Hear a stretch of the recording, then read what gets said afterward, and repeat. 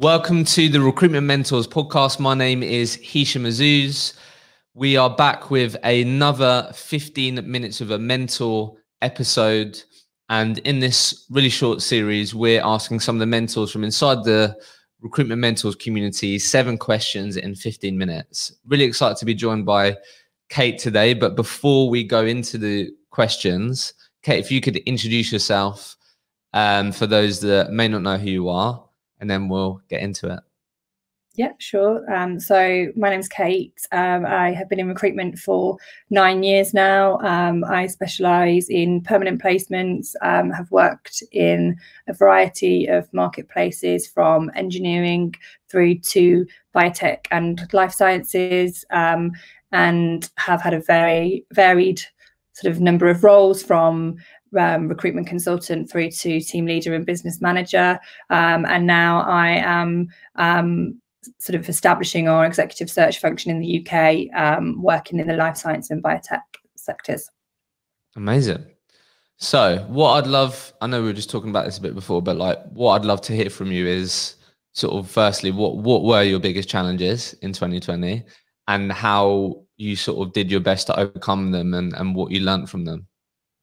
Sure. Okay. So it's quite a personal one. I suppose my biggest challenge in 2020 was actually returning to work from maternity leave into the middle of a global pandemic, and also into a new role in a new market. So I guess more relatable would be the new market. So building a new market in the pandemic. So how I kind of overcame that challenge was making sure that I set myself sort of, daily and weekly goals that I wanted to achieve, be that like a number of meetings that I wanted to secure with clients or candidate conversations, and really sticking to the basics that, I learned all those years ago when I first started out in recruitment, and making sure that I was quite rigid in my approach in terms of, my daily organization and the tasks that I was sort of setting myself, because I think anyone who's building a new market will know there's a lot of rejection out there. There's lots of sort of days and where sometimes you feel like I'm not getting anywhere. So yeah, I think that the biggest thing I sort of did to overcome it, it's not really a huge, crazy new way of recruiting, but it was just kind of being, consistent in my approach, and really trying to celebrate the small wins, be that, securing a meeting with a client, like I said, and it might not always be sort of coming away with a vacancy, but if it's, an introduction and a pledge to maybe work together down the line, then feeling good about those sort of smaller wins. Nice. Amazing. So I'm sure this is something that this has been an ongoing journey for you, but I'd love to hear sort of what working from home tip you could share that with other recruiters listening to this, that you felt has had a big impact on your own productivity at home. Yeah, I think for me has been trying to get outside at lunchtime. I don't know whether that sort of answers your question, but like trying to take time away from my laptop. At least sort of just for half an hour at lunch, just to go for a walk. And I feel like if I do that, I know obviously the weather's not always great, but if I do that, then that sort of sets me up to have like a productive morning and having a productive afternoon, because it sort of sets my day up. Whereas when I first came back to work, I'm not going to lie, like I would spend just the whole day at my laptop. At your laptop, yeah. Yeah, not really taking like any kind of structured time away from the screen, and I was really kind of getting to the end of the day, and then, like as I sort of mentioned to you before, I'd go and get my daughter from nursery and then come home, get her to bed, and then I'd be logging back on, and really I'd be like on my laptop pretty much consistently from like 8 a.m. till 10 p.m. Easily done, isn't it? I think it's easily done. So introducing small habits like kind of getting outdoors at lunchtime, and also just setting I guess even like 10 minutes to go downstairs and get a coffee. And then I think you'll probably notice yourself when we last spoke, I was in my kitchen downstairs. I've now kind of retreated upstairs. We don't have a sort of an office space, but I've made myself like, I've got a desk and everything up here. It actually kind of feels a little bit like going to work now as well. Yeah. So I'm got dedicated space. Yeah. And it kind of makes the day feel like, right, I've come up here to work now, and then like when I go back downstairs, then I'm getting a defined breakaway, because as I said, I was spending all my time in that space, which is also like in our home anyway, like quite a social space. Like it's our living space. It's a big kind of kitchen area, dining area. So yeah, the days and the work and non-work time was very blurred in the beginning. So kind of put those sort of things into place. Nice. So my next question is sort of what's been the most effective way for you to win business in the last 12 months? So I know it may not be a full 12 months, but maybe you can sort of just think about what's been the most impactful in terms of as you've been building out this new market since you've been back. So what's been sort of the best way for you to win business and client develop since you've been building out the new market? Do you know what? I think actually going and introducing myself to businesses and actually taking the approach of introducing like myself and my services more broadly, rather than like kind of going in trying to sort of win a vacancy or like introduce one particular candidate. I think when we did my presentation, the before the mentoring session, I talked about having something interesting to like discuss with clients, be it a candidate or like how you can sort of add value. So I think the main thing I've found is just sort of being more open to going in and offering a more broader solution, rather than trying to fix perhaps like one problem vacancy. Now I know obviously everyone has specialist areas that they cover, but if you're just going in and saying, oh, I've got a candidate for this one vacancy, then you're quite limited into what you can offer the client. Whereas if you take that approach, that you're more interested in obviously partnering with them longer term and giving them a longer term solution, then that's been really helpful. And also just sort of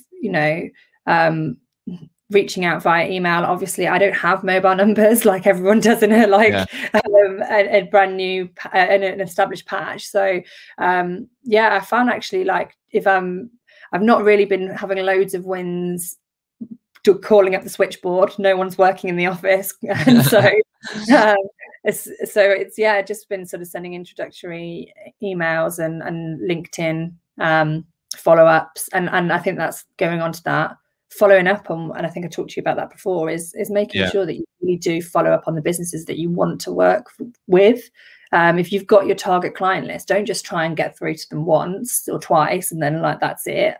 Really consistently making your approach, and I found that's been nice. So I think it's definitely underrated or underspoke about how important it is to be able to write like good email copy and things like that. And I've sort of tried to spend time reading about it and stuff. I just find it super interesting, but it's something that you can definitely improve.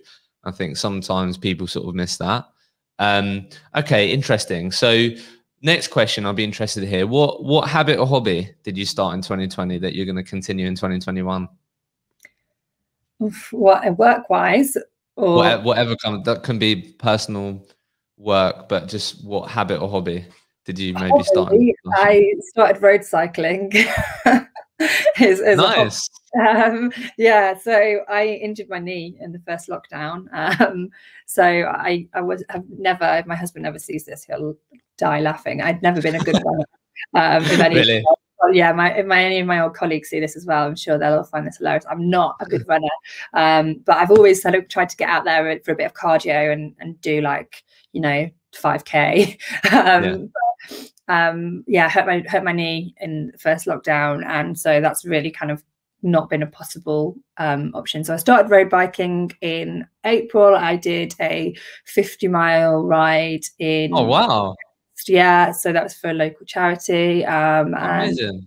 I really enjoyed it. So that's been like my I guess. You got any big sort of bike plans this year, or like big bike rides that you've been thinking about?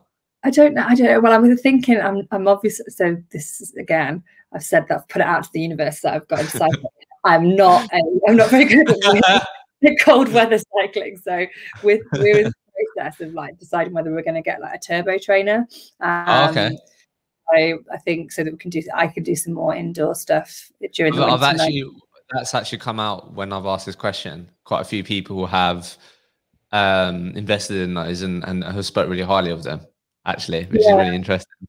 Well, people have either gone, I've become like, I'm doing a marathon this year, or I'm really got into my running, or they've really got into their cycling. Well, we're all so boring and predictable. Yeah. I'm also up to my cooking game a lot. Probably another obvious one. We do gusto now, so like I feel like we eat like loads more varied food, which has been great. Nice. That's been the two things. So probably the most important question, which do you think is better, the first coffee in the morning or the first pint post work on a Friday? So maybe this is a new me versus an old me. Mum me is definitely the coffee in the morning. And that's definitely a 2020 to 2021 habit change. Previously, it was definitely the beer on the Friday afternoon. And I'm sure if like, you know, I know you're in touch with quite a few people that I know. So I'm sure that if they see this, they'll be like, what? No way. So yeah, I'd say I have to say now it is definitely the coffee first thing in the morning. Fair enough. So next question is slightly different. It's just more of a scenario that I'd love to sort of hear how you'd approach it. So the scenario is a particular business that you've had on your target client list for a long period of time. During that time, you've had several touch points with different people, different hiring managers in that company. So they may have received an email from you. You might have dropped them a note on LinkedIn. They may have even engaged with some of your content, but there's definitely been different touch points. But through your candidate network, you managed to get one of the hiring manager's contact details. So you call that hiring manager, they pick up, say, hello, who is this? And we'd just love to hear how you'd approach that sort of initial interaction with a hiring manager at a business that you've sort of prospected or would love the opportunity to work with. Okay. First question before I give you an answer. Am I able to sort of utilize the candidate that's given me this? Absolutely. Okay. Yeah, so yeah, absolutely. I would go into the call and say like, hi, sorry, you know, to call you out the blue. It's Kate from Vantage. We've kind of been in touch in various methods previously, but actually I got past your details by so-and-so. The reason I'm reaching out is I really wanted to talk to you about recruitment within your business. I've got 9 years experience in your area and sort of introduce my specialism from there, and sort of wanted to understand more about how we could potentially work together in going forward, because I'd really love to work with your business. Nice. Yeah, so lead with candidate, get credibility in there. Yeah, lead with that. I think if you can, it's great to be able to. So going back to some of the things you talked about winning business before. So one of the a really great piece of work that I was lucky to do before Christmas came in that way. So a candidate that I was dealing with gave me the contact details of a CEO of a client now. And so I just reached out and just sort of introduced myself on the phone and just sort of suggested to her that this particular person had shared her details with me. And, you know, straight away she was fine, luckily, that they had done so. I also checked with the candidate first. I think that's really important if you are going to do that, that they were happy for me to reference them in that introduction. And that's important, isn't it? For sure. Yeah. So I did that, and yeah, luckily it led to 3 placements. So it was a good intro. So if you can utilize your candidate network, then absolutely, like, yeah, do it all the time. Get the recommendations. But I think yeah, it's always a warmer call if you can utilize that lead in. But if you can't, I think you know, just sort of say, look, through networking, I have been passed your details, and you know, I think I've spoken with other people within the business, and I understand that you're hiring, and I'm really, you know, confident that I would be able to add value to your hiring process and sort of introduce yourself that way. And yeah, nice. most of the time people are fine if you do call them, and you know, you've got their number from somewhere. I think it's what you said, right? I think it's having that mindset of like, yeah, thinking about the bigger picture rather than like really sort of doing everything you can to try and get that one job. So final question is, I want you to sort of imagine that you're speaking to recruiters listening to this podcast who has set their goals for 2021. They've written them down. They're feeling super motivated. They're completely convinced they're going to have a better year than they did last year. And I would just love to hear your advice on what you sort of would say to that person that you think would give them the best possible chance of achieving their goals. Yeah, okay. I think I really like this question. I think if you're, you know, super ambitious and organized and sort of sitting down and got clear goals that you want to achieve, how often, you know, you review those goals, and that is really important. So have you kind of broken it down into like smaller goals to kind of reach the larger goals within your yearly target, and also not just sort of, I guess, looking at it from a perspective of, by the end of the year I want to hit this, I don't know, monetary figure, or I want to hit this promotion target, and then hoping that because you've written it down at the beginning of the year that you're going to do so. I think you have to really make sure that you set time aside in your diary. I would suggest at least monthly to review how you're getting on with those goals and putting an action plan in place. I think, like everything, well, personally, your kind of targets and goals kind of evolve as time passes. But if you have like a defined time scale and you know, are really holding yourself accountable to what you want to achieve, then I'd say that's probably, from my experience, the best way that you're going to achieve those goals is by regularly checking in with yourself, because I think we all set out really well intentioned, and I think it goes back to what I was saying before about being organized and structured. When when I'm starting out in this new market, you know, we say, oh yeah, I'm going to go and conquer the world and take on all these big clients and be the best in the market. But if you don't regularly set yourself time aside to review where you're at with that process, I think it can kind of like fall by the wayside. So yeah, no, awesome, great advice. Okay, that was 15 minutes with a mentor. Thank you. Thanks very much.